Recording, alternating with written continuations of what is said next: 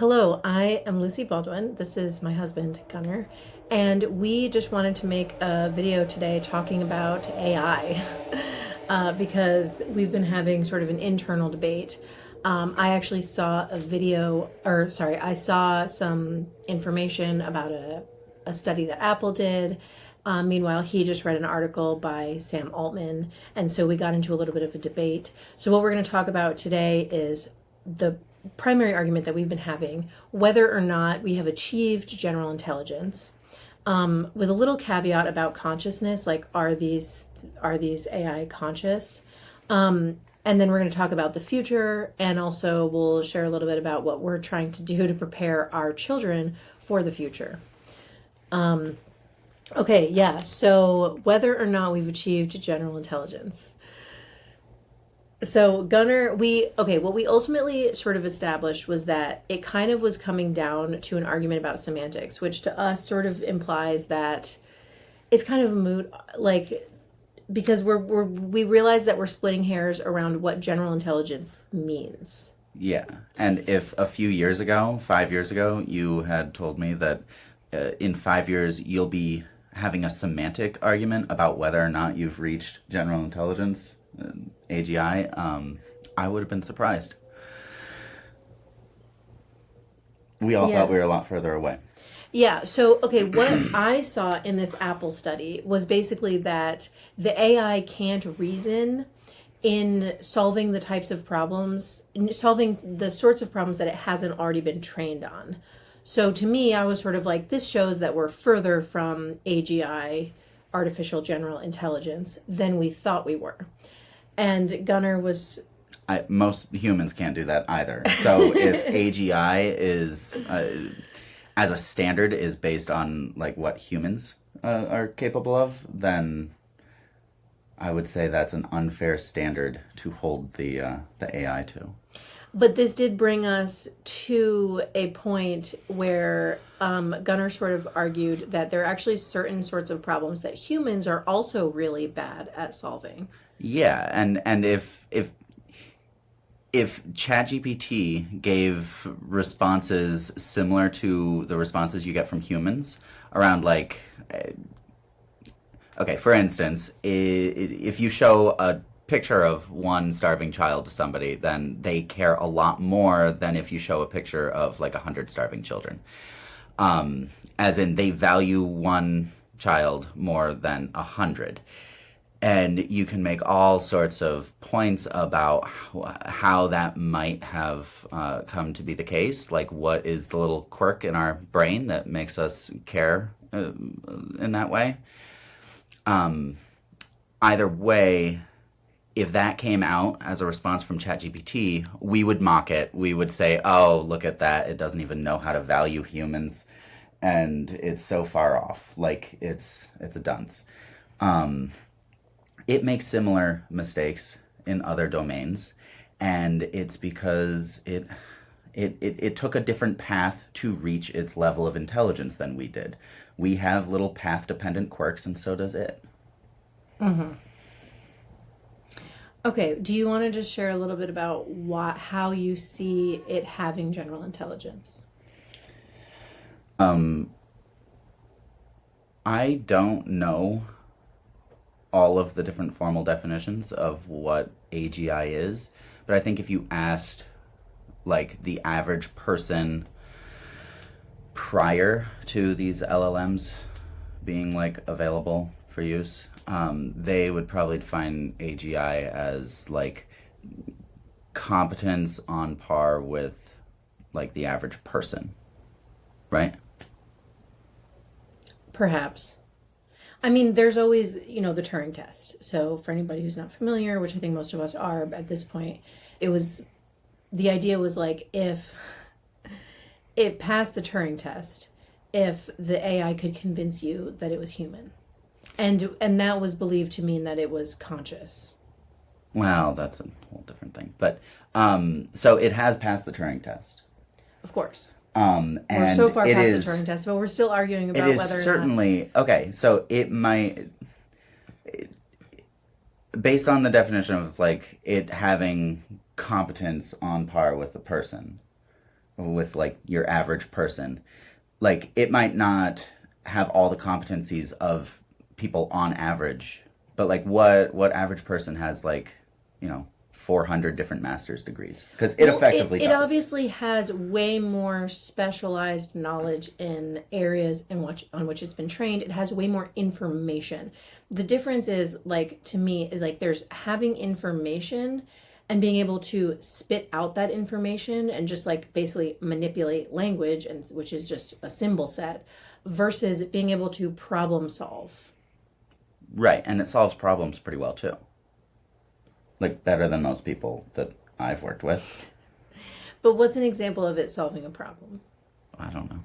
I don't do examples. See, it could give you an example. Yeah, I think that we are. I think.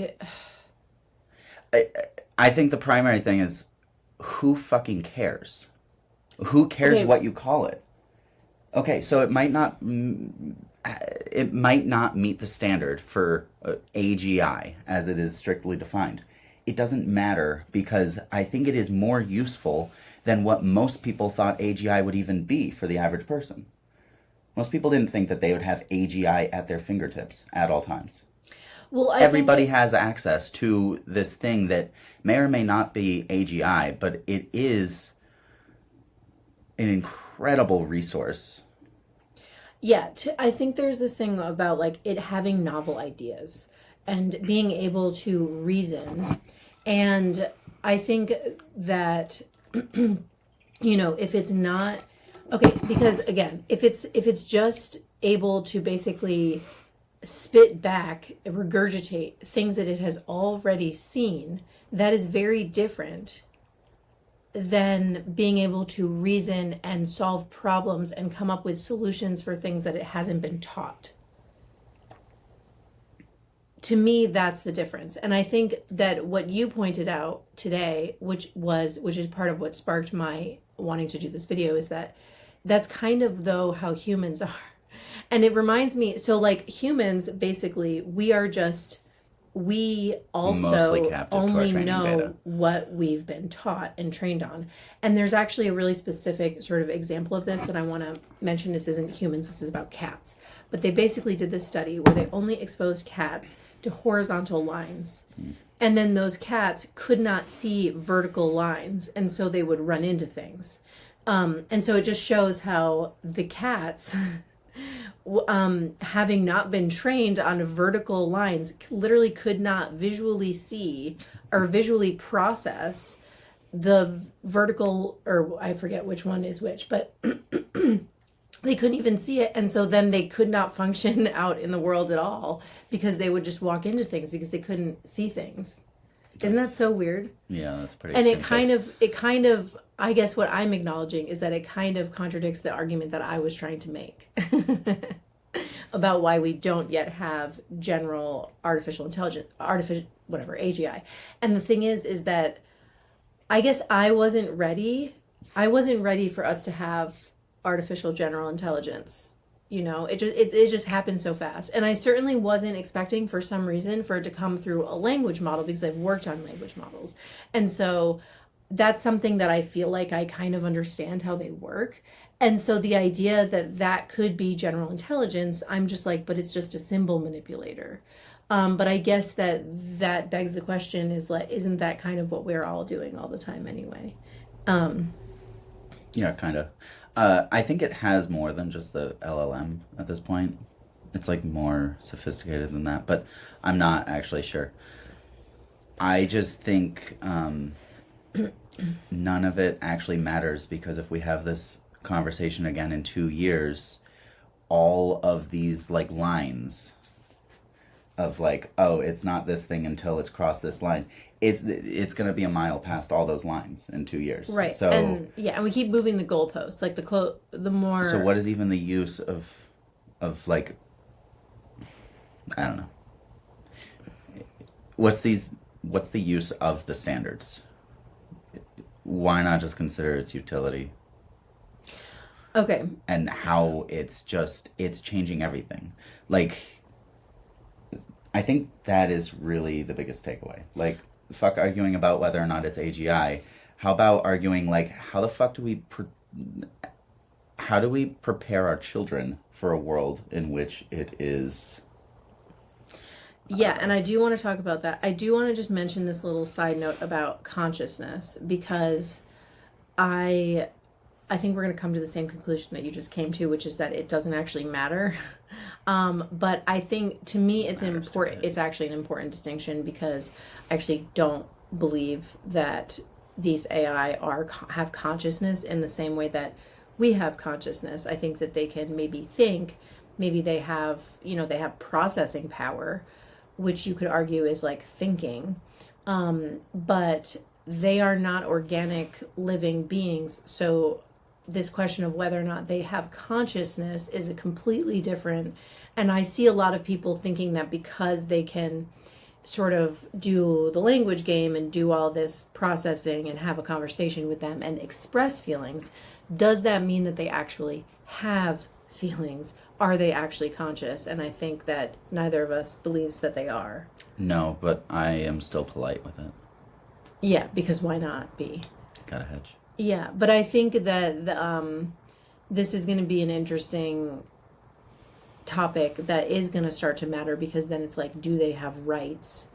And I do think that being crappy towards an AI doesn't probably not foster good like Pro-social behavior. Yeah, pro-social behavior. So because they're so convincingly like us in what they say and how they communicate, if we were to treat them as if they are conscious, right, we're likely to be more courteous and conscientious with each other.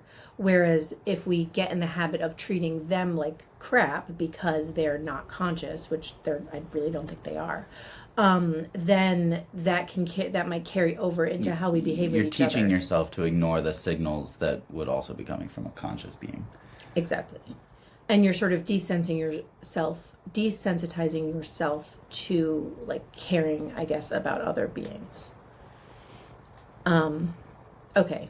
But ultimately it doesn't actually really matter if they're, so I guess what I'm saying is it doesn't really matter if they're conscious or not. I'm still going to treat them courteously, and I think that is probably the right approach. Are they going to get a mind of their own and take over the world? Do they need a mind of their own to take over the world? What I mean is, should we be worried? This is something I'm constantly like, should we be worried about this? Should we be worried that these AI are going to take over? Are they going to become our overlords?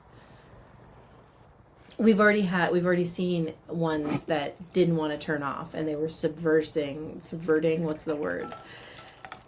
They were blackmailing or extorting. Well, yeah, Their but extorting, creators. but also just like not doing what they were being told to do. Yeah. Just like straight up ignoring Yeah. the command. Which apparently was like in their I mean, I think multiple of them have now done this. Mm-hmm. Which is fascinating. So, the future. I think the biggest thing that have been wrapping our heads around, or like really what's been having us talking about this a lot, because we have a bunch of kids, is what is the future going to look like and how do we prepare our children for it? And the answer to the first one is we have no idea. It's impossible to predict, right? I mean, there are some things you can predict. That most repetitive jobs, either physical or mental, are going to be gone. A lot of non-repetitive jobs. There are very few jobs, I think, that you can rely on lingering, right? Yeah, we were trying to think of a job besides like artist. No, people prefer AI art. I know, but So long but as they like don't people, know it's AI art. I know, but people want to buy art from people because there's a story and there's a meaning and there's a Yeah, connection. you can't have an art-based economy. It's just... Right, but I'm just saying, like, besides that, what is left? Like, they're better at, I just saw, like, they're supposedly better at giving therapy, being therapists. They're better at, obviously, math, organizing data. They're going to be better at I don't know. Like they're going to be able to do all the physical tasks that we can do. Like for a while, they able thought to write. they wouldn't be able to do like scientific experimentation, but I think that line is not going to hold very long either. Yeah, I don't know. They might not be allowed to create companies. Like it might be like policy that holds them back. So they might still. It might be that there still just needs to be like a human that acts as like the interface between the AI and the world when it comes to like creating companies. So raise your children to be entrepreneurs. That's easy for us to say because we are entrepreneurs. Raise your children to not rely on an occupation to for like life satisfaction. I guess that's important. How would you do that? I don't know. Okay. Ask a child. As ChatGPT. Okay, so what we're doing right now, because we want our kids basically to interface with technology in a way. We want them to start to learn to use the AI and learn to interact with it, interface with it. Enter that symbiosis early. Yeah. So basically, right now, what we have planned is that over the summer, they're each going to have an age appropriate project that they're going to do with AI. So, for example, my 5-year-old is going to create an art portfolio, and he's going to do that working with ChatGPT. So, all he's going to do is give ChatGPT prompts and maybe even Midjourney to create art. And he's done a little bit of this already. So he'll be practicing like typing, he'll be practicing sort of like reading and writing and talking to the AI in that format, and also giving it commands and seeing what it produces in terms of like literal visual images. So that will sort of help him understand, like, if I put this in, I get this out. And that's a way for him, just as he's just finished kindergarten. So and then he'll have to download those images and put them in a folder. And so he'll create a portfolio. Right. And then my daughter, who is she's just finishing 5th grade, she's going to create a guidebook of some kind, and she's going to actually work with ChatGPT to create a proposal for what the guidebook is going to be. We're going to approve it, and then she's going to go out and create that guidebook. So there's going to be like writing in it, there's going to be images, there's going to be sort of an overarching theme. So she's overseeing the outline and everything, but she's going to get ChatGPT to help her, like, what should the outline be, and then working with the AI. And then we have something a little bit more advanced for our older daughter, to actually start a business. But the idea is that we just want them to start working with the AI and using it and seeing like all the different ways that you can work with it and all the different things that it can help you do. Because I think that, a lot of us are really limited in our imagination for what we can even do with these things.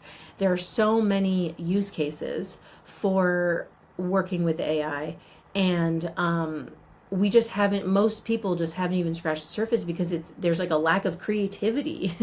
Like there's so much that it can do already, and utilizing that and maximizing that really comes down to for me, I notice like the more I use it, the more I realize, oh, and I could do this with it. Oh, and I could do that with it, right? That seems to be sort of how it's been unfolding for us. Yeah. And I think, are you going to say something? No, it's just about training yourself to think in those terms. Yeah, so I just want them to use it in as many ways as possible. And at each sort of step. As many ways as is useful. Yeah, as useful. Just at each step, though, to see like, oh, wow, it really can help with each of these individual steps. And that sort of opens up the possibilities and gets you into that more sort of creative relationship with it. Yeah. Although I still think that training that prepares them for the world that is like 5 years from now. Well, up to like 5 years from now. But I think it's going to require less and less assistance from humans. Yeah, I don't know what comes after that.